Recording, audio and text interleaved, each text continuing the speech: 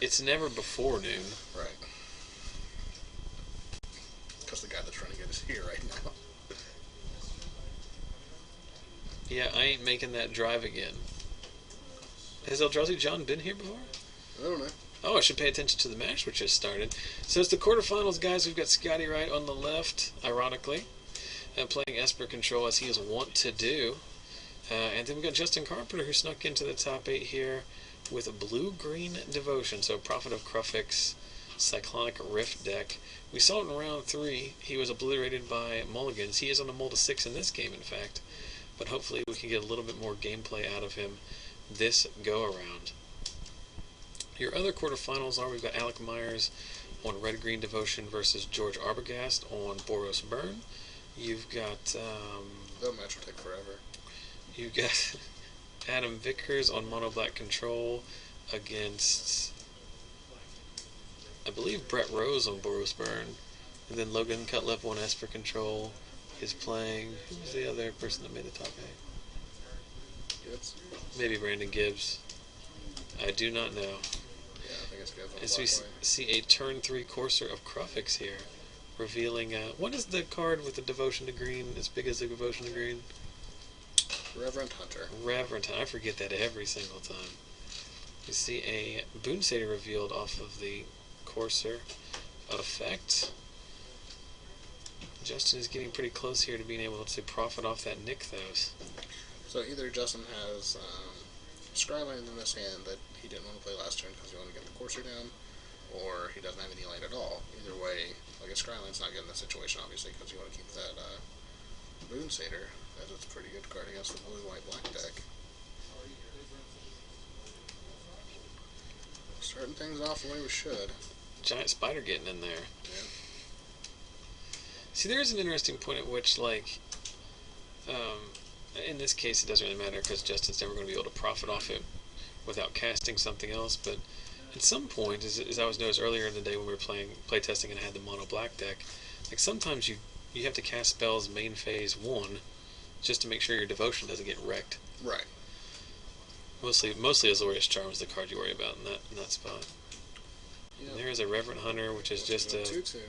Is it a 0 base? I think it's a 0. It's either a 0 base or a 1 base. I think it's a 1 base, and then it gets +1/+1. So it's a 3/3. It'd be a 3/3. It's a neat card. It's not a bad card, but it suffers from the same problem that all the normal green monsters have, which is just it comes into play and does nothing. Yeah, like Arbor Colossus is great when you can power it out with a Nykthos, because you have a lot of devotion. But Arbor Colossus is also just a 6/6 later in the game. Right. Reverend Hunter sometimes is just horrible.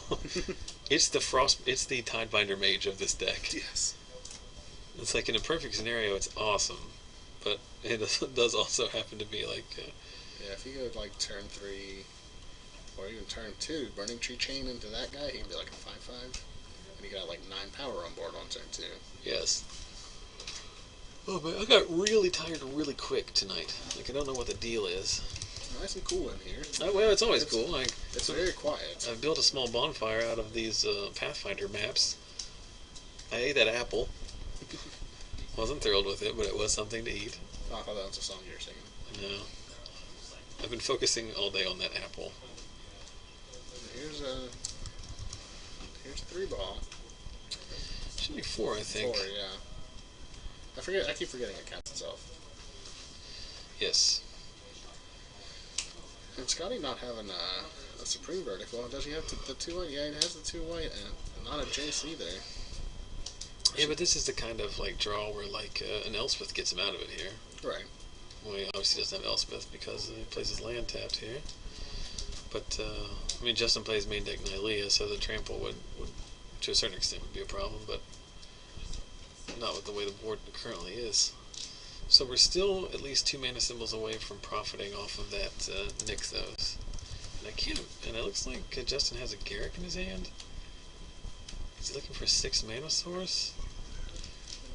Justin has shown a propensity to be overly cautious about casting his cards. Like, well, he has the Eldritch Mystery in play. He can cast the Garrick this turn if he wanted to. Well, that's what I mean. Like, he also has a So we're bestowing the Spoon Satyr end of turn in response. tapped out. Yeah, that's fine. Because bestow does actually count as cast, correct? So you can still counter it. So we've now got a 7/5 Reverend Hunter. Yes. That we're going to need to. There's the main deck Revoke. Pretty good. Comes up a lot. Like even without the aura, because whenever you bestow Boon Satyr, it's an enchantment aura. Even without that, there's still targets in Justin's deck as he runs, as you said, Nylea, and we saw the Courser earlier, which is an enchantment creature. So here's the Thoughtseize revealing Cyclonic Rift, another Reverend Hunter, and a Burning Tree Emissary.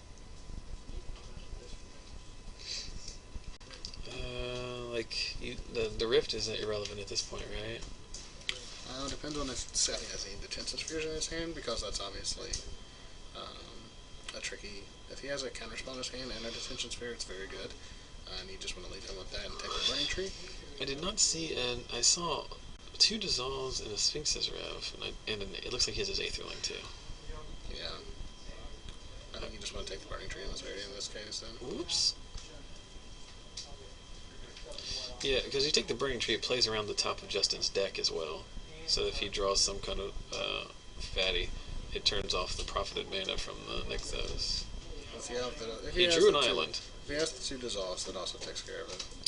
Oh, right. You mean the 2 Dissolves that I clearly said were in his hand and then totally forgot about? You have a point, Garrett.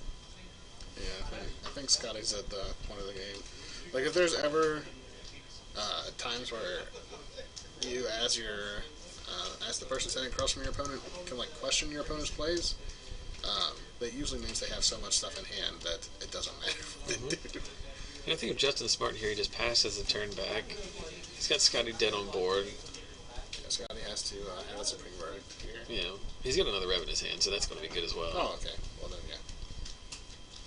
Does Justin run Mutavaults in his list? I haven't seen one. So there is a Jace that will also solve the problem. You tick it up, you sit back on your Dissolve, right? Yeah, because any kind of pump effects, you can just counter. Yeah. Yeah. There's no way Justin gets on the board here in a way that will kill Scotty through 1 Dissolve. It's scary that Scotty did that though, because Justin didn't play his island last turn, so he didn't know about the island, and he could have drawn multiple pump spells this turn. Like, he could have had 2 Simic Charms. The Cyclonic Rift here still would have been, it wouldn't have helped because the trigger's delayed and it still would have stuck, right? Right. So, whenever you're playing against a rogue list, you got to consider all the options. And if Justin went runner Simic Charm, he just wins here. But now that Scotty's seen that island, he can rest easy because he knows everything else in Justin's hand except for 1 card. Right. The way this is played out, Scotty probably thinks Justin just drew the island as well. So it's a good sandbag in that regard from Justin. So there is a Burning Tree Emissary. It's a trigger on the stack, or at least I think Justin or Scotty's counted at this point. It's a pretty aggressive one. I don't think it matters. Well, it leaves him dead to any pump. A Boon Satyr kills him here. Well, he's already played his land for the turn, and he can't profit main off Nixos. But he, like I said, he could have, Simic Charm, which is +3/+3. Yeah, that's true. I think those are in his board though. But he is dead to Boon Satyr at that point. Well, Boon Satyr costs 5 to bestow. Yeah, but he had 5. He had 4. Oh, because the mana hasn't hit already. I'm sorry. No, he had 5. He taps the Elvish Mystic and then it gets. Oh yeah. You're right. So yeah, he was dead to the top deck Boon Satyr too. But now he should be fine. This guy playing fast and loose. So yeah, he can pick up the Jace here, and or you can draw from the Jace if you want to. As long as we don't have, he's going to get to see a lot of cards this turn. As long as we don't have two pips to turn on that Nylea, then it's not going to end this turn. Yeah, does he know what the last card is in his hand? It's another Reverend Hunter, so he knows. So he's dead to a lot of cards off the top of Justin's deck. Elvish Mystic, another Nylea, Burning Tree. Don't you just minus here? Try to find Try to find a verdict. Yeah. No, he's going to pass back here. Let's see how much mana he has. 8 mana, so he can ride for 5. Yeah, that's good enough. Well, that's assuming that Nylea doesn't turn on. He has that other dissolve that you mentioned though.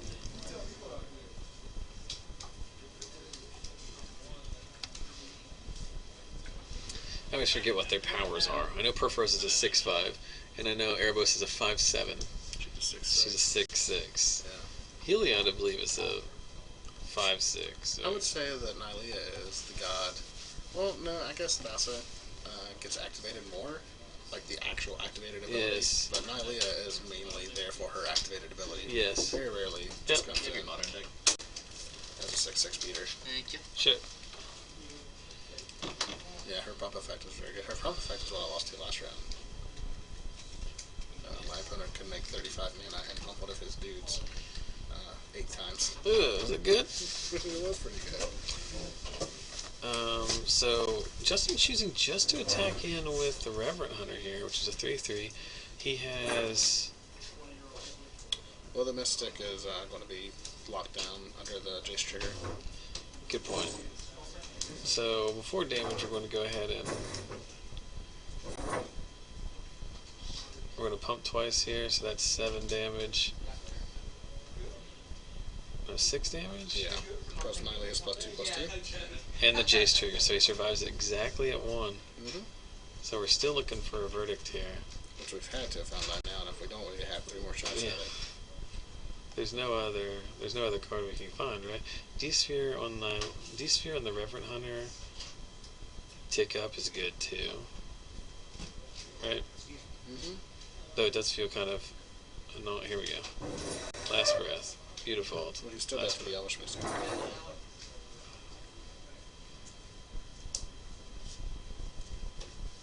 I don't like that.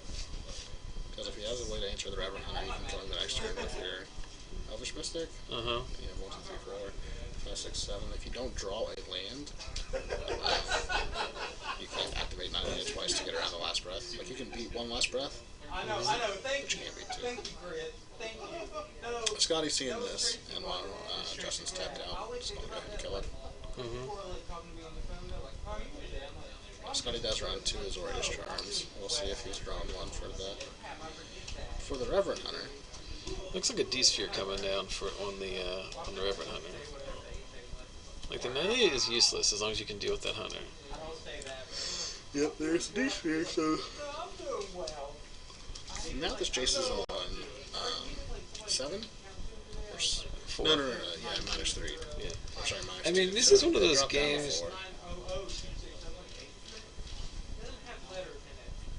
So if we have Runner, Burning Tree Emissary, this guy dead.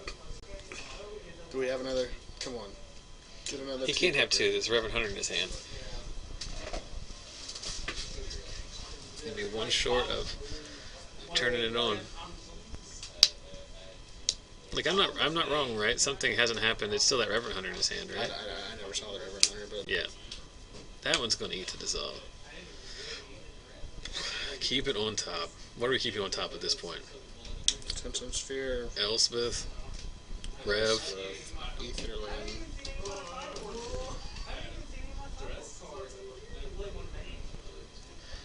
Yeah, it's an Elspeth.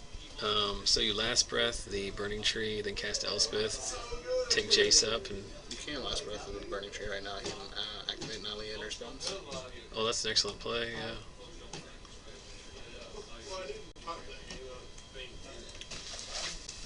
This is game 1.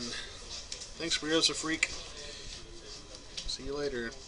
He's watching from Portugal, which means it's 3:30 in the morning. So you just give him Elspeth. Jeez. What's funny, too, is that Justin doesn't know he has an Elspeth in his hand. So it's like, oh, I've got to keep him off Elspeth. How about this one?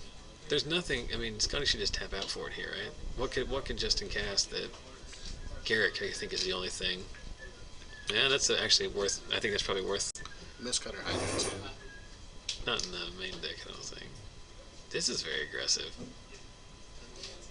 Just run my Etherling out there.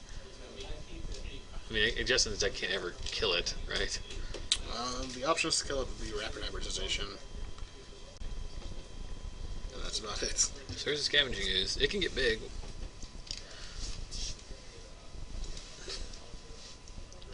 I'll resist saying that's what she said. 1, 2, 3, 4. It can effectively eat 4.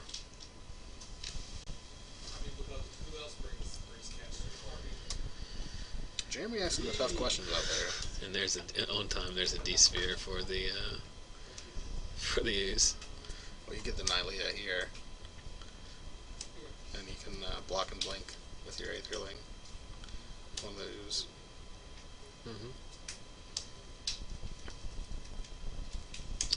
Again, a better play than the nonsense I was suggesting.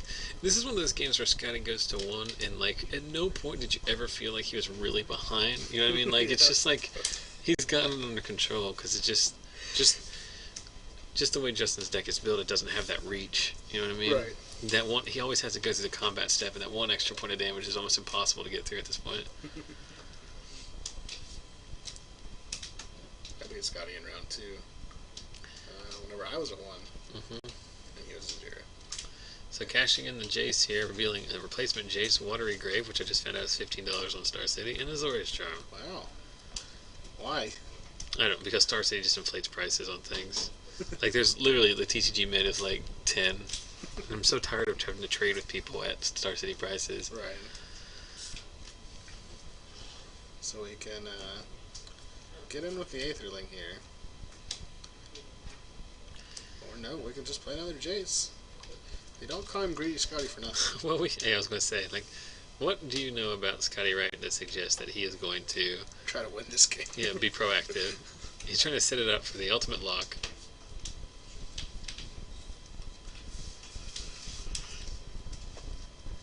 I feel like we could have eaten these 3 creatures in a more efficient manner. Up to 27. I don't know. If we're a competitive REL, and my opponent just goes eat 3 creatures, I want a last breath in response. Sure. But all you have to do is do the 1. Then you're fine, right? Yeah.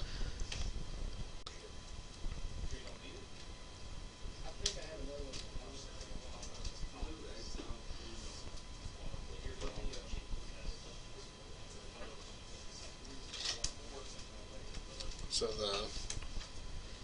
the obvious play on board is Justin's going to have to figure out a way to get around this Aetherling, because the Scavenging is big enough to attack through it, and it's just going to get fogged every turn for 1 mana by Scotty. Yeah. I don't think Justin has any quick ways to give his guy Trample, which would obviously break through that. And it also is a very good distraction in case Scotty has something else, like a Azorius Charm, like make him focus on the Aetherling so much, and then you just blow him out with Azorius Charm. So I think the best play for Justin here is just to not attack. Profit. Profit's a good one. Yeah, and Scotty can't afford to counter it here because then he can't block with his Aetherling. So you just let it resolve, right?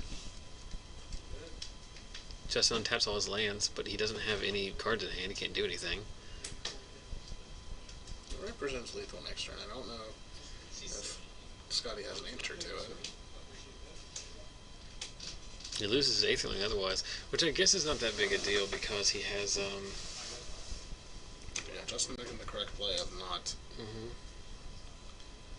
Yeah, what is Prophet's power? 2/3. It's a 5 mana 2/3.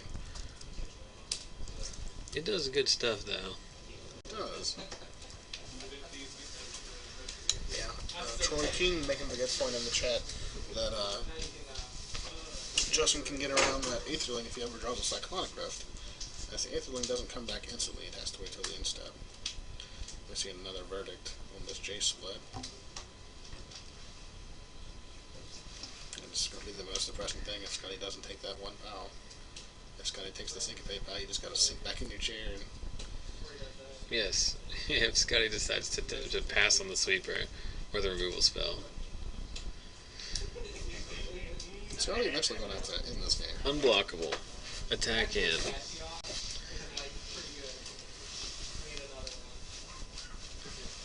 No point in pumping at this point. Wait, he's at 37? Oh, because of the last breath. 27, I should say. Here comes Elspeth. Scotty has too much stuff on his board. George must have won.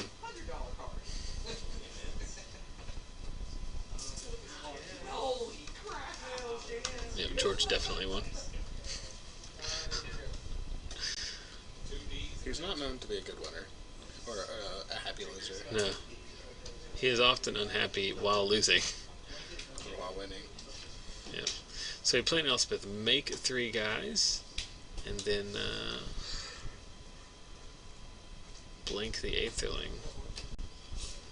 I'm trying to think of any cards in Justin's deck that give trample. Like, it's obvious out here is Overload Cyclonic Rift. He has Nylea. Doesn't Nylea give trample though? Yes. All of the creatures have trample. I thought all the attacking creatures had Death Touch. Bow of Nylea also does something similar. I think the bow gives him Death Touch. Yep, Nylea gives trample, so Justin has a few outs here. I don't know how many of those he's playing, to be fair. We've already seen one dealt with.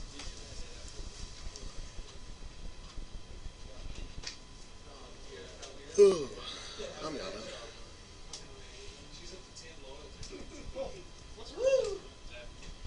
Yeah, Team Rocket making the point in the chat that the old control decks from Standard last season used to win with Nephalia Drownyard.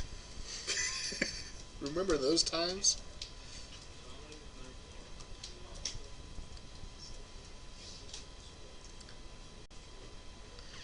Azorius Charm.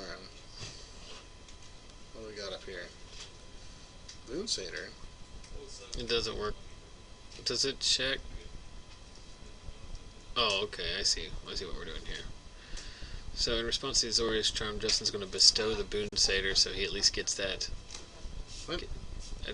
That doesn't really accomplish anything, right? No. Because you can just cast it for flash. Yeah, you can, like, that was basically just casting on the main phase for 2 more mana than what you should have. Tick down Jace again. Verdict or lands? So Justin just getting caught up in the moment there. It's got to be frustrating setting that scene. Yeah, I mean, the game is over, but it's just a matter of time. You know what I mean? He has to draw perfect off the top, and I think the windows for drawing perfect are gone at this point.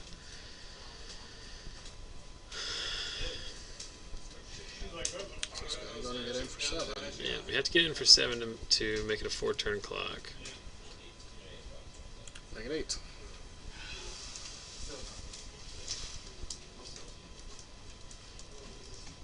Did you blink Verdict here? No. No need. Yes, no need. Scavenging Ooze. That's fine, Scotty says. He doesn't give a rat's crap.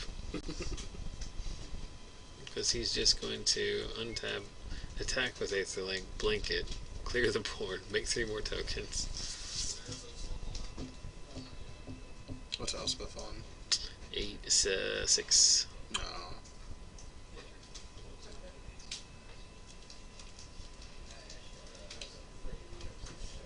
Draw a temple.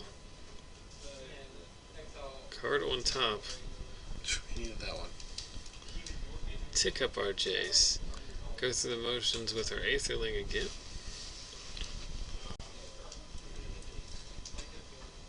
Pump it 3 times for 7. Putting Justin down to 12. No, down to 11. Pumped it 4 times. Yeah, the unblockable man is up top. I see it. We tick up to 6. I like how Scotty has chosen to use the stream dice for the Jace. But Elspeth has special dice that make it incredibly difficult to see.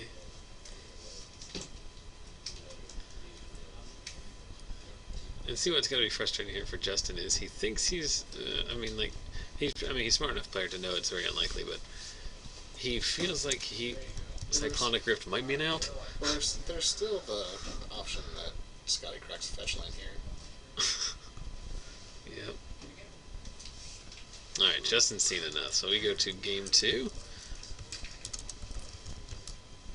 Fire scares on it. Well, sure does. He was a stray when I got him from the pound, so I'm sure he had like some kind of like tumultuous night in like a thunderstorm. Oh yeah. But like, it's just so frustrating because I know, like every time I see the sign, Civil War weekend, I'm just like, God. Come on, guys. Because they just never stop shooting cannons. Yeah. For 3 days, just shooting cannons all the time. Like less than half a mile away from it. Oh yeah, I think they're shooting cannons at my house. We'll take down the Evans. I mean, and their state-supporting family.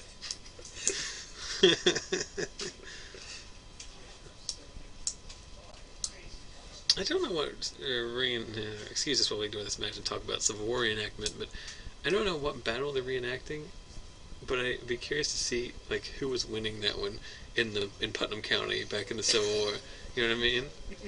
Was the Union getting her done, or were the Rebs up here laying the smack down? So Justin's on the play here. Both players keeping 7.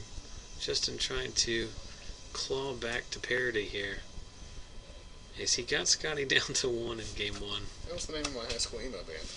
What? Fuck Claw Back to Parody. Claw back to parity. There's a Kior's follower. Yeah, it's a neat card, but you know, in the same discussion we had about how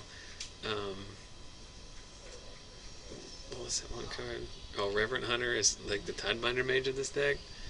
Like, Kior's follower is not much different. Yeah. Because when you can untap something awesome, like a Nixos or some giant creature, that's cool. But right now, it's just a 2-mana elf. It's a Grizzly Bear. Get you. The play of the night so far has been from one Mr. Brett Rose. He's Brett Rose. Chocolate Pancakes Brett Rose, in which, against George in the Boros Burn Mirror, with a Satyr Fire Dancer out on turn 3, he cast Peak Eruption, destroying George's only mountain, redirecting the 3 damage to his Ash Zealot for the awesome 3 and did 3 damage to, or not the cool. Yeah. And George never drew another land. The best Satyr Fire Dancers are the ones where you Searing Blood one of their creatures, and then deal 3 damage to them, and then kill another one of their creatures. Yes. Searing Blood trigger. I told Brett, I think that was the only Satyr Fire Dancer left in his deck, and I told him I think he should take them out in that matchup, because Ash Zealot's the only thing George has that it kills effectively. Well, Ash Zealots just come out from the burn decks too. Like, you usually side them out in that matchup because it turns off their shocks and everything into kill spells. It mostly was won by the fact that Brett drew 2 Warriors Helix in game 3, and also had Blind Obedience. We're missing the World Spine Worm on camera right now. Yeah, that's sideboarded, right? I don't know. He has a Garrick. He can play a Garrick on like turn 3 and minus it and dramatic entrance the World Spine Worm into play. True. So we're just going to leave you with another Mana Dork, a 6/8 Acidic Slime, and a World Spine Worm. No big deal.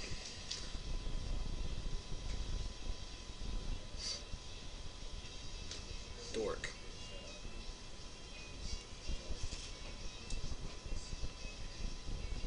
So we're still 2 draw stops away from casting any of these unless...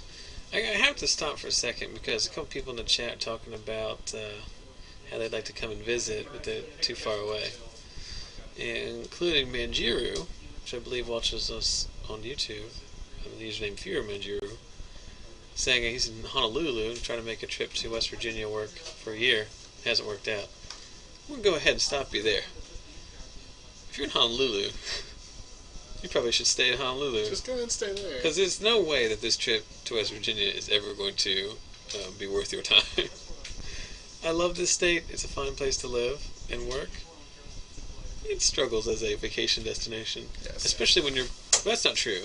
But your primary... When you come to West Virginia, you should not be sourcing as your primary goal to attend our FNM. You should bring a raft. As we see a Plasm Capture taking out an Archangel of Thune. This is fun. This also means that he's going to be able to, let's see, Cast his. it's 5, 9, so he can cast Primordial next turn and have 2 mana floating. Yep. It's going to be pretty big here.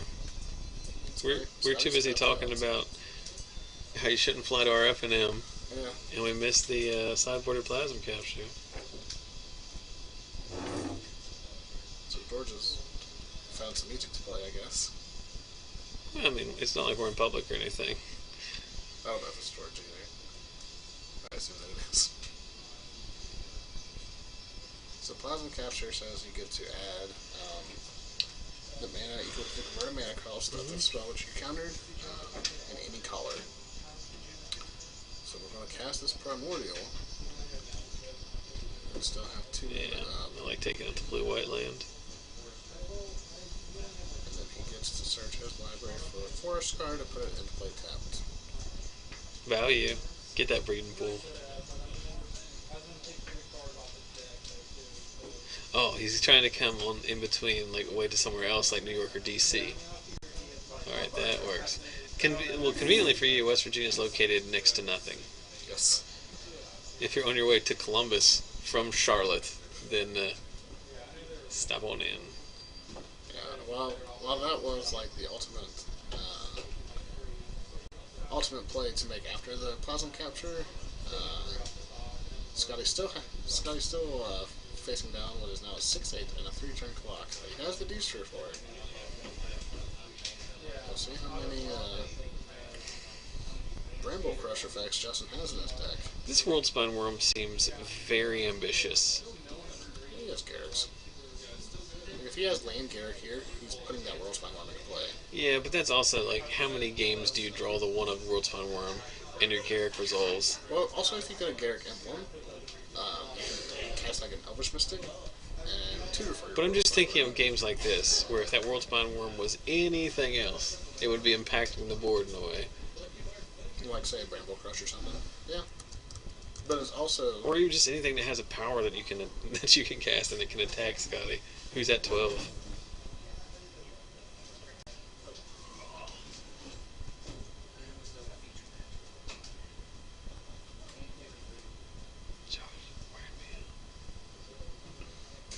We're also just one Plasm Capture away on a 5 mana or more spell to casting this Worldspine Worm. Well, not only has cost 4, he can snag a Jace here with a Plasm Capture. True. It's ambitious, but I think the payoff's worth it. We've just unfortunately seen a very, very slow start out of Justin's deck. I think it's funny because Scotty, I think, quite visibly was counting mana to try and figure out if he could, if Plasma Capture blows him out. Doesn't Worldspine cost 15? No, it costs 11. 11. 3 and 8? I think so. Well, you know how I can find out? We have the technology. I do know that it's a 15/15, that if it goes to the graveyard, You get them 3s, you get them 5/5s. you get that 15 power worth of dudes. Yeah, heck yeah, it is 11. It's an ugly looking thing, too. I'm going to put it in my Kiki Pot deck. Look at that synergy. Synergy. Did you ever get up to 11? You're pot into it. I just pot off my, whatever Eldrazi that costs 10 mana is. Pathrazor of Ulamog? There you go. I don't even think it costs 10, actually. Spawn Sire of Ulamog, I think, is it. Hey now. Get them trays. Yeah, it's 12. Same thing. That's what I'll pot the Worldspine Worm into. I got it. Spawn Sire of Ulamog.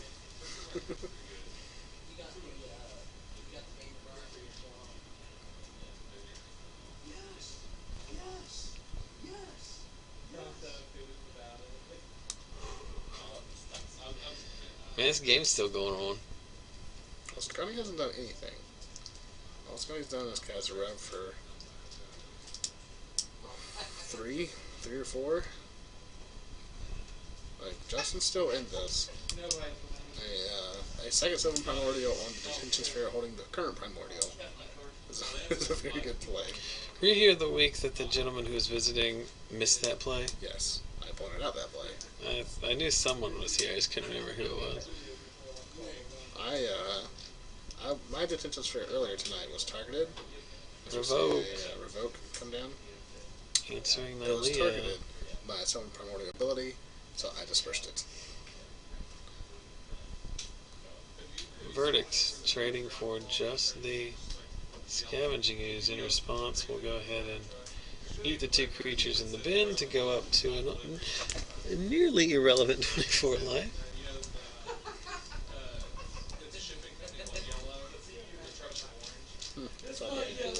It's a lie! So just make sure future Scavenging Ooze is weaker. Yeah, every land that Justin draws off the top gets him closer to casting this incredibly overcosted dude. Jace. Architect of Thought. Let's go ahead and draw some cards here. Blind Obedience. Aetherling. Aetherling or no.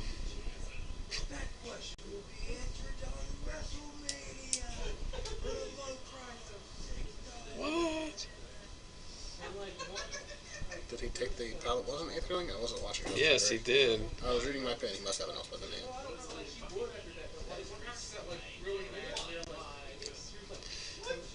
So he clearly doesn't have a counterspell? He does not. He Whatever comes down this turn is what that comes like that. I'm not sure, but I think Scotty's hand is 3 verdicts, 2 D-spheres. So there's actually a situation in which Justin casts his Worldspine Worm, and then Scotty just doubles Supreme Verdicts to clean it up.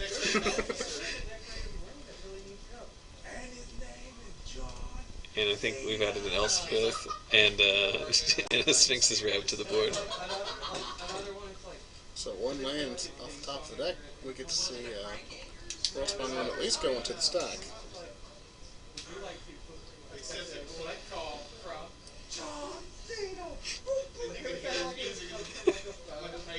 Adam Vickers going over the prank phone call that went viral on Facebook of the lady getting all the wrestling calls. Have you seen that one? No. Oh my goodness. Need to get in on that. It's like a sales call almost. And As you see a Rev for 5. she gets called like 10 times in a row, and it's just the same, Eventually, it's like different people apologizing to her because she just like starts off fussing at him and everything, but then it all just eventually ends in John Cena.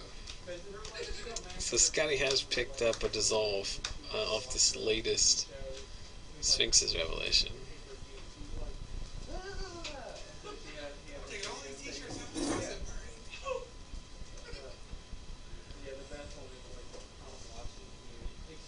Verdict. Verdict. Extort? We'll extort it. Because putting more mana into your Supreme Verdict obviously makes your opponent lose some of their life and give it to you. Thematically, it makes plenty of sense. Garrett, you just don't know anything. Blind Obedience is a very good card. I remember whenever Gatecrash came out, the big things that Esper was getting was Obsidat, Blind Obedience, and of course Watery Grave. And everyone heralded Esper as the new control deck, and this is what's going to take over Standard. And Osip Levodovich played at an SCG Open with 4 Blind Obedience main and did a deck tech, and said, if anyone's cutting any Blind Obedience, that they're just wrong, that they're just hedging, and they're just literally wrong. So there were Obsidat and 4 Blind Obedience decks that ran for like 2 weeks.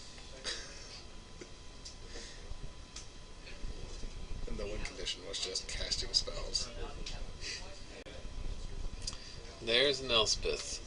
Yep. So, win condition locked in here. Scotty's still leaving up Dissolve mana. Justin very frustratingly draws a card and passes the turn back.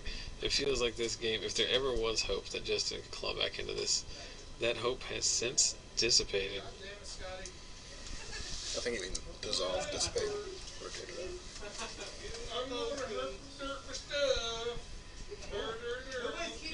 Scotty getting a lot of grief from the 1-3 bracket out there. Yeah, Jeremy Bell's. Back in the day, it was fun. Trolling is for the internets. Jeremy Bell's giving it to him.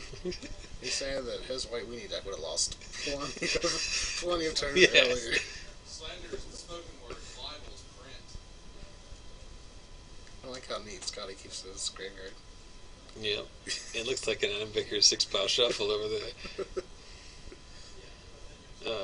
We've got a live one. Primeval Titan. Opportunity? Garrick, never resolving. I thought this was end turn. Womp womp. Why didn't we extort that? Is he dead on this attack? Oh no, he doesn't have his 8th link. Well, we drew a Pithing Needle, so we'll never have to worry about Garrick again.